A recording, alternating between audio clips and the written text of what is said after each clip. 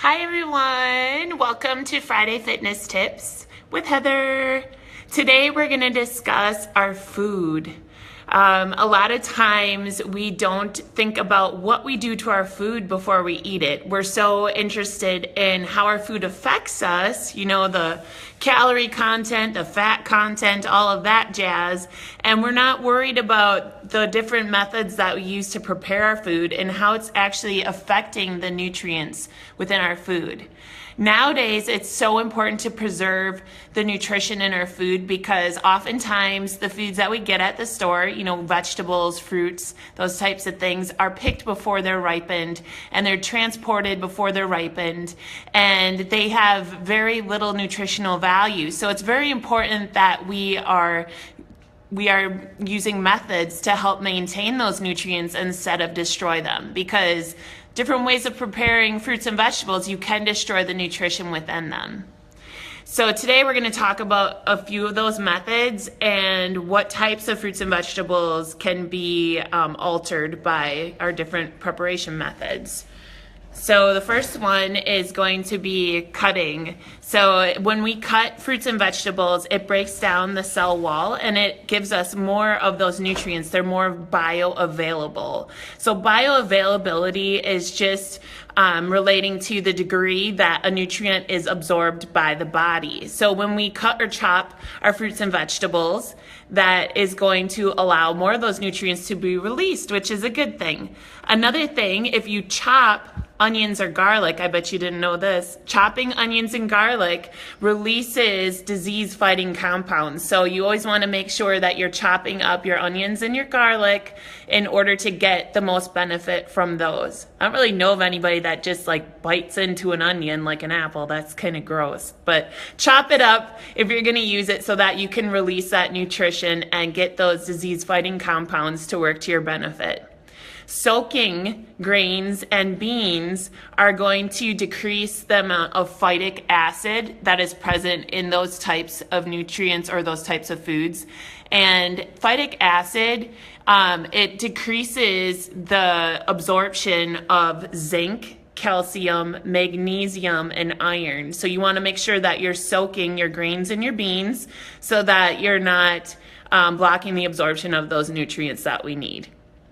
Then we're going to discuss cooked versus raw for a little bit. And if you guys have questions, feel free to comment below and I can try to address some of those while we're going through this. So it'll make it a little bit more fun.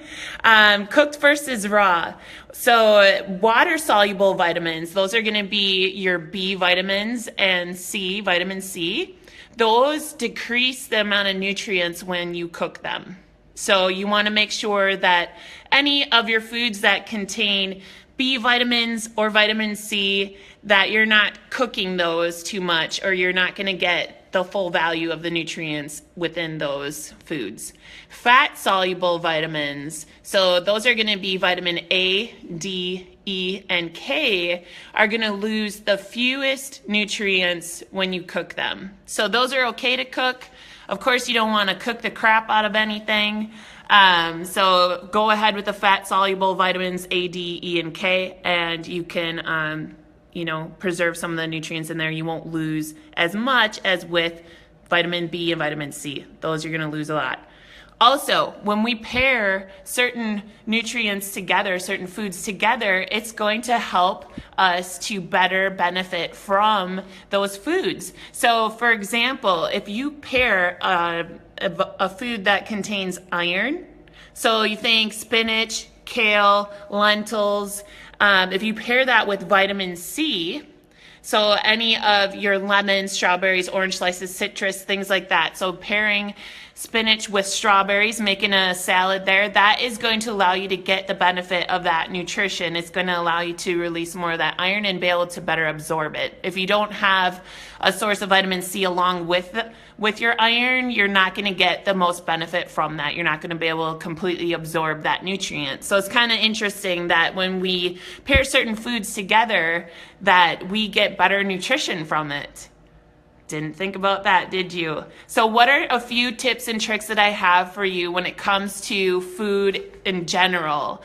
You want to just make sure you're eating. Make sure you eat those fruits and vegetables. Get them in your diet. Don't hold back on those. Those are freebies. You can't overdo those. Make sure that you're eating a combination of raw and cooked. So, if you're not really sure which nutrients are going to be best raw, which are best cooked, eat a combination so that you're getting the benefits either way. And make sure that you're eating more of the locally grown produce. Like I said in the beginning, a lot of times our nutrition, our food, our fruits and vegetables are picked before they're ripened. And when that happens, we don't have the full benefit of the nutrients within that item. There actually was a study done on peaches, a peach nowadays compared to a peach from about 50 years ago, and you needed at least 70 peaches from today to equal the nutritional value of one peach from 50 years ago. How ridiculous is that? So we really have to be proactive when we're looking at our fruits and vegetables and making sure that we're getting enough nutrients in our diet. And if you're not able to get several servings of fruits and vegetables in a day, then it's probably something that you want to look into, a multivitamin, so that you are getting enough of those nutrients. Because if your body isn't getting what it needs, that's when we stop seeing results. If you guys have any questions concerning fruits and vegetables or food preparation, certainly let me know below and I can get back to you. I'm going to hop on the computer now and I'm going to send some documents, attach some documents to this video here so you guys can get some ideas for different types of food pairing choices and things like that. Thank you for joining me on today's version of Friday Fitness Tips with Heather. We'll see you next Friday at 10 a.m. Take care. Have a great weekend.